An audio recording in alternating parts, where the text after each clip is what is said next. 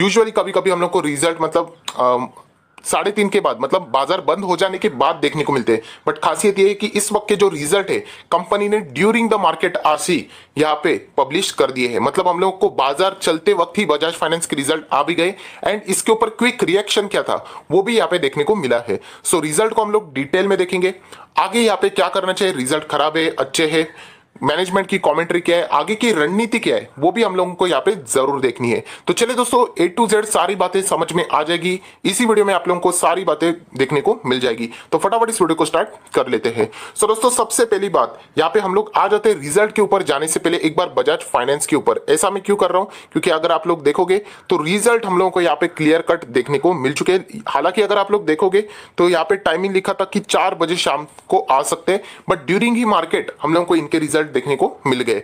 सो अगर हम लोग रिजल्ट की बात करें तो बिल्कुल नॉर्मल चलता है। आप सभी लोग पता है जब भी रिजल्ट का दिन रहता है बिल्कुल फ्लैट आप लोगों को चार्ट पैटर्न देखने को मिलते हैं। किसी भी कंपनी के रिजल्ट हो, जैसे रिजल्ट अच्छे आते जंप देखने को मिलती है या फिर गिरावट देखने को मिलती है। सो अगर हम लोग बात करें जैसे ही यहाँ पे रिजल्ट आए, यहाँ पे हम लोग कह सकते हैं टाइमिंग बताने की जरूरत नहीं, सडनली हम लोगों को गिरावट देखने को मिली। एंड ये सडनली गिरावट इसीलिए थी क्योंकि बजाज फाइनेंस के नंबर्स में अगर आप लोग देखोगे तो क्यों गिरावट आई सडनली, ये आप लोगों को नंबर्स दिखाते वक्त ही मैं आप लोगों को बता सकता हूं। बट जैसे ही ये क्विक रिएक्शन हुआ सडनली हम लोग को वापस रिकवरी भी देखने को मिली। सो आप देख सकते हो कि कैसे ट्रेडिंग अगर आप लोग करते हो, देखिए मैं ट्रेडिंग के बिल्कुल अगेंस्ट नहीं हूं, मैं रिटेल इन्वेस्टर के ट्रेडिंग्स के अगेंस्ट हूं। क्योंकि वो अभी अभी मार्केट में एंटर करते देख लेना कितना फास्ट मोमेंटम, मतलब नीचे भी गया ऊपर भी गया। अभी जिन लोगों ने बजाज फाइनेंस किया होगा, मैं एक नॉर्मल आम आदमी की बात कर रहा हूं, तो आप देख सकते हो कि स्टॉप लॉस भी हिट हुआ होगा, बहुत सारे लोगों को नुकसान भी होगा। तो इसलिए कहता हूं कि लॉन्ग टर्म इन्वेस्टमेंट में हम लोगों को सारी चीजें सेफली समझ में आ जाती है। एनीवेज आप लोग ये अंदाजा लगा सकते हो कि रिजल्ट ये देखने के बाद कि ऊपर ऊपर से अगर आप रिजल्ट देखोगे, फर्स्ट फेज अगर मैं देखूं ऊपर से रिजल्ट की कैसे रहा, तो ये समझ में आता है कि रिजल्ट अच्छा नहीं रहा, इसलिए इतनी जबरदस्त गिरावट।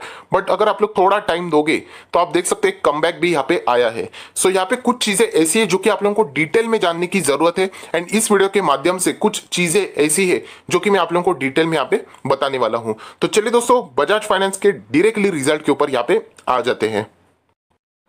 सो दोस्तों अभी आप लोग देख सकते हैं हम लोग बजाज फाइनेंस के नंबर्स के ऊपर आ चुके हैं। फिगर्स इन करोड़ की हम लोग यहाँ पे बात करने वाले। आपके सामने जो रिजल्ट ओपन है वो कंसोलिडेटेड फाइनेंशियल रिजल्ट्स है। सो दोस्तों सबसे पहले इनकम की बात करें तो आप लोग देख सकते हैं ढेरों सारे इनकम्स है। रेवेन्यू फ्रॉम ऑपरेशन, उसमें इंटरेस्ट इनकम है, फीस एंड कमीशन इनकम है, net gain on fair value changes वो भी है, sale of services, other operating income, सारे इनकम्स यहाँ पे बताए गए हैं। सबसे पहले हम लोग इंटरेस्ट इनकम देख लेते हैं। इंटरेस्ट मतलब फाइनेंस कंपनी ऑब्वियसली उससे ही मिलने वाला इनकम, उसको हम लोग एक टाइप का कोर इनकम बोल सकते हैं। आप देख सकते हैं सबसे ज्यादा इनकम वहीं से हो रही है। सो 5763 रुपीज इन करोड़ की बात करें, इस वक्त का Q2 का रिजल्ट है जो कि आप लोग सिर्फ इंटरेस्ट इनकम ऐसा आप लोग बोल सकते हो। अगर हम लोग पिछले इसकी बात करें क्वार्टर की तो लगभग 5793 था। सो 5793 से कंपेयर करें 5763, तो क्वार्टर बहुत ही मामूली सी गिरावट देखने को मिल रही है। And year on year basis बहुत ही शानदार जंप है जो कि लगभग 5463 था। सो 5463 को अगर कंपेयर करें 5763 से, सो अच्छा खासा जंप देखने को मिल रहा है। अच्छा खासा मतलब कितने, लगभग 300 करोड़ की जंप अप्रोक्सीमेटली यहाँ पे देखने को मिल रही है सिर्फ इंटरेस्ट इनकम में। अभी बाकी इनकम्स को जोड़ के हम लोग टोटल इनकम के ऊपर आ जाते हैं। सो टोटल इनकम है 6516 करोड़ का, जो कि लास्ट टाइम 6650 करोड़ के आसपास था। सो क्वार्टर ऑन क्वार्टर हम लोग को गिरावट देखने को मिल रही है। ईयर ऑन ईयर बेसिस अच्छा परफॉर्मेंस है, 6322 करोड़ था जो कि अभी 6516 करोड़ देखने को मिल रहा है। सो अभी तक का जो ट्रेलर मतलब अभी तक का जो चीज हम लोगों ने यहाँ पे देख लिया सिर्फ इनकम से रिलेटेड, ये बात जताती है कि कंपनी की क्यू ऑन क्यू मतलब क्वार्टर ऑन क्वार्टर नंबर्स में हम लोग को थोड़ा बहुत गिरावट देखने को मिल रही है।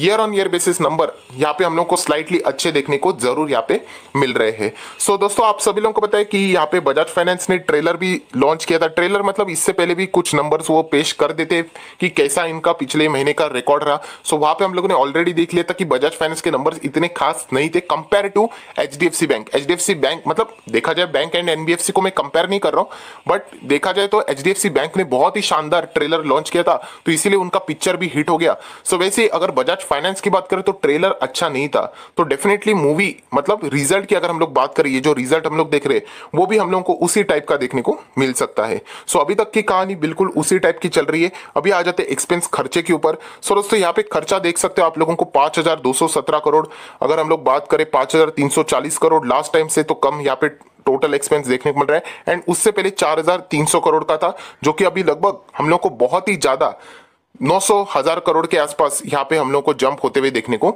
मिल रही है। सो खर्चा भी यहाँ पे कंपनी का जरूर बढ़ा है। सो एनपीबीटी की अगर हम लोग बात करें, नेट प्रॉफिट बिफोर टैक्स, तो आप देख सकते हो 1,300 करोड़ का है। उससे पहले भी अगर देखें तो 1,300 करोड़ का ही था, मतलब क्वार्टर ऑन क्वार्टर बिल्कुल फ्लैट एकदम 19-20 रिजल्ट है। And year on year basis लगभग 2,000 करोड़ का था। सो 2,000 करोड़ से 1,300 करोड़, मतलब इतना जबरदस्त ये गिरावट है हम लोगों को यहाँ पे देखने को मिल रहा है। सो अगर देखा जाए तो बजाज फाइनेंस में इतनी तो गिरावट होती नहीं है। सो ये गिरावट के पीछे की वजह क्या है आप देख सकते हो, बहुत ही ध्यान से देख लेना। इसीलिए मैंने कहा कि ऊपर ऊपर से रिजल्ट देखोगे तो ऐसा लगेगा कि गिरना चाहिए, जो कि गिर भी गया, बट बाद में हम लोग को कम बैक होते हुए देखने को मिला।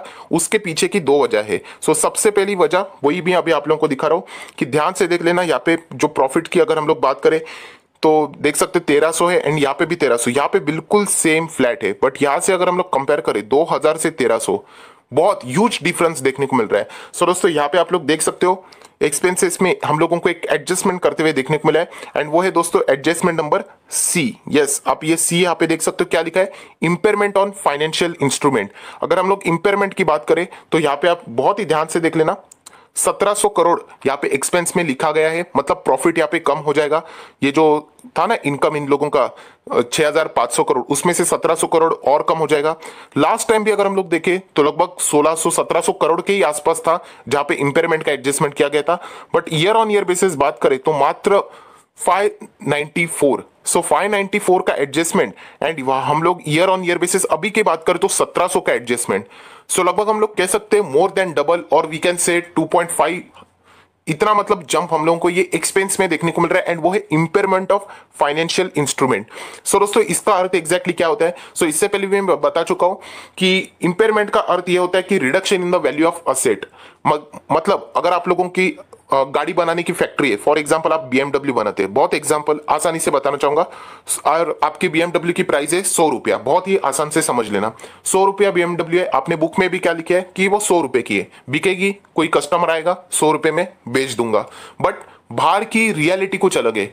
अभी मार्केट ऐसा हो चुका है कोरोना आने के बदौलत, ये जो बीएमडब्ल्यू है आपने जरूर 100 रुपया लिखा है, बट मार्केट में कोई भी, मैंने इतना सर्वे किया है, 50,000 लोगों को पूछा है, वो बोले बीएमडब्ल्यू हम लोग लेने के लिए तैयार है, बट 70 रुपए से एक पैसा ज्यादा नहीं मिलेगा। मतलब उसकी मार्केट अगर हम लोग बाहर की वैल्यू देखें तो वो 70 रुपया बन चुकी है। अभी की वैल्यू कितनी है बुक में, 100 रुपए की। मार्केट में कितनी लोग बोल रहे हैं 70, बेची नहीं गई है, बट लोग बोलते हैं कि 70 से ऊपर हम लोग नहीं दे पाएंगे, 70 में लेना है तो ले। मतलब हम लोग कह सकते हैं बुक में हम लोग 30 रुपया यहाँ पे क्या हो रहा है, ज्यादा यहाँ पे देखने को मिल रहा है। 70 लिखना चाहिए ना, एक्चुअल में बेचा नहीं गया है, हमारा लॉस भी नहीं है, बट मार्केट के हिसाब से आप लोगों ने बुक में भी उसी वैल्यू को एडजस्ट करना पड़ेगा। सो ये 100 में से 30 मुझे माइनस करना पड़ेगा, तब जाके मुझे बुक में भी वो 70 देखने को मिल जाएगी, जो कि एक प्रॉपर हम लोग कह सकते हैं अकाउंटिंग टर्म्स में हम लोग को ये सारी चीजें देखने को मिलते हैं। सो दोस्तों इसीलिए आप लोग देख सकते हैं इंपेयरमेंट का एडजस्टमेंट किया गया है। इंपेयरमेंट मतलब reduction in value of asset. Depreciation मत समझ लेना दोस्तों, डेप्रीसिएशन एक ऐसी चीज होती है जिसका रिवर्सल नहीं होता है। डेप्रीसिएशन क्यों होता है, आपने गाड़ी यूज की या फिर टाइम, अगर इफ्लेक्शन ऑफ टाइम हम लोग जो बोलते हैं ना, पासेज ऑफ टाइम, उसके बदौलत डेप्रीसिएशन होता है। एंड डेप्रीसिएशन रिवर्स नहीं होता है। इंपेयरमेंट की बात करें तो वो रिवर्स हो सकता है। आज मेरी बीएमडब्ल्यू 100 में मैं बना रहा हूं, मार्केट में 70 पे चल रही है, इसलिए मुझे बुक में लिखना है 70, तो मुझे 30 से वैल्यू घटानी पड़ेगी। क्या पता फ्यूचर में वापस वो 100 की लेने के लिए लोग तैयार हो गए, सब कुछ बिजनेस नॉर्मल हो गया, कोरोना हट गया, तो वापस मुझे क्या करना पड़ेगा, 100 पे वो वापस लाना पड़ेगा, तो उसके लिए मुझे वापस 30 ऐड करना पड़ सकता है। मॉरल ऑफ द स्टोरी, ये जो इंपेयरमेंट का एक्सपेंसेस आप लोगों को देखने को मिल रहा है या फिर फाइनेंशियल इंस्ट्रूमेंट, ये रिवर्स भी हो सकता है। सो यही डिफरेंस है इंपेयरमेंट एंड डिप्रिसिएशन में। तो आप लोग देख सकते हैं दोस्तों, यहाँ पे हम लोग को मैक्सिमम इंपेयरमेंट लिखा जा चुका है 1,700 करोड़ का इंपेयरमेंट, मतलब इतना हम लोग को घटाते हुए देखने को मिल रहा है।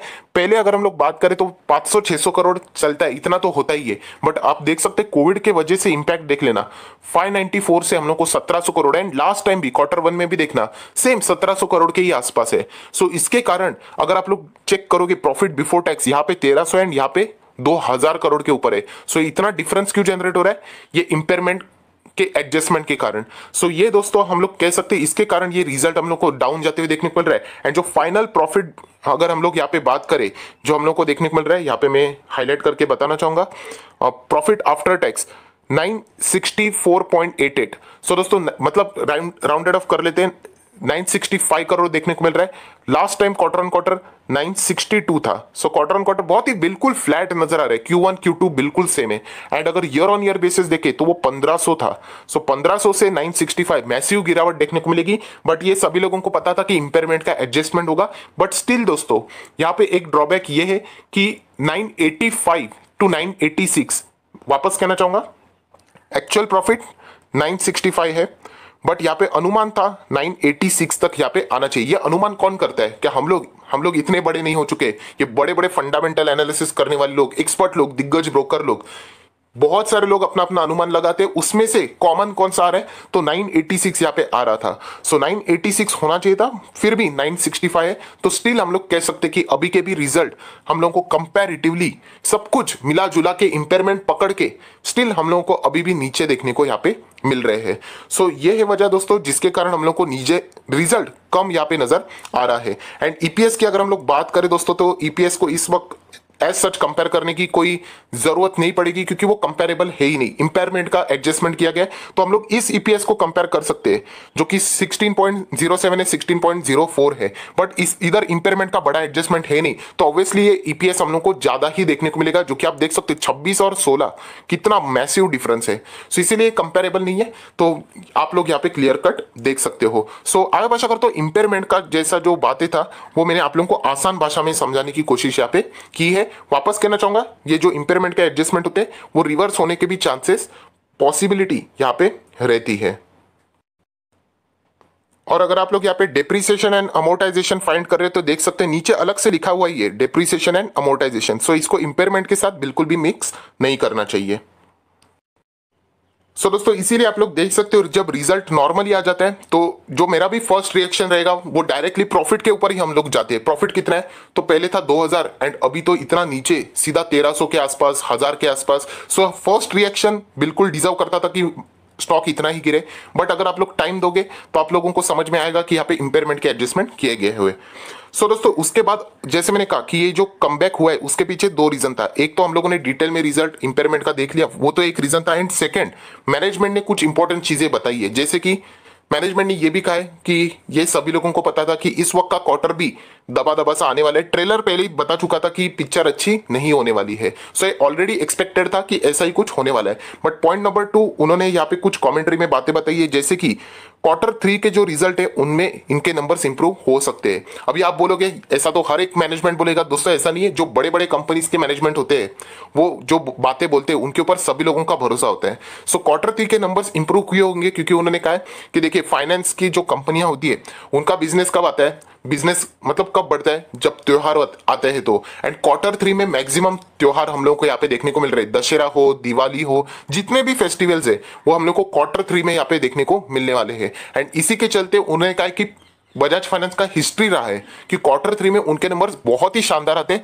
तो हम लोगों को भी एक्सपेक्टेशन है कि Q3 में सब कुछ यहाँ पे नॉर्मलाइज हो जाएगा। प्लस अभी फिलहाल की बात करें अभी की, तो कोरोना भी हम लोगों को बहुत ही अच्छी तरीके से इंडिया में कंट्रोल होते हुए देखने को मिल रहा है। तो सब कुछ नॉर्मलाइजेशन की ओर यहाँ पे जाएगा। सो ये सारी चीजें हम लोगों को अगर जोड़ के देख ले तो यहाँ पे बजाज फाइनेंस Q3 में अच्छा कर सकता है। ये मैं खुद नहीं बोल रहा, ये उनके मैनेजमेंट ने ऐसी चीजें यहाँ पे बताई है। सो इसी के चीजों को अगर हम लोग जोड़ के देख ले तो हम लोगों को एक कमबैक देखने को यहाँ पे मिल रहा है। सो दोस्तों ओवरऑल अगर मैं बात करूं तो बजाज फाइनेंस के लिए तो अभी भी मैं यहाँ पे होल्ड की सलाह दूंगा। देखिए कंपनी खराब नहीं है, सिचुएशन की बदौलत हम लोग को एक गिरावट देखने को मिल रही है। सो अभी भी मुझे ऐसा लगता है कि लॉस में निकालना नहीं चाहिए। जो लोग यहाँ पे प्रॉफिट बुक करना चाहते हैं वो जरूर यहाँ पे चाहो तो कर सकते हैं, क्योंकि अगर गिरावट आ जाएगी मार्केट में तो सबसे पहले लोग बजाज फाइनेंस में से भी भाग सकते हैं, क्योंकि आप लोग नंबर्स भी यहाँ पे देख चुके हैं। इसका अर्थ ये नहीं कि कंपनी खराब हो गई, बट प्रेशर यहाँ पे बहुत ही ज्यादा हावी होना बहुत ही सबसे आसान तरीका यहाँ पे हो सकता है। सो कंपनी लॉन्ग टर्म के लिए अगर कोई होल्ड करना चाहता है तो जरूर होल्ड करे, क्योंकि कंपनी खराब नहीं। बजाज फाइनेंस सभी लोगों को पता है 1.5 लाख करोड़ का मार्केट कैपिटलाइजेशन है।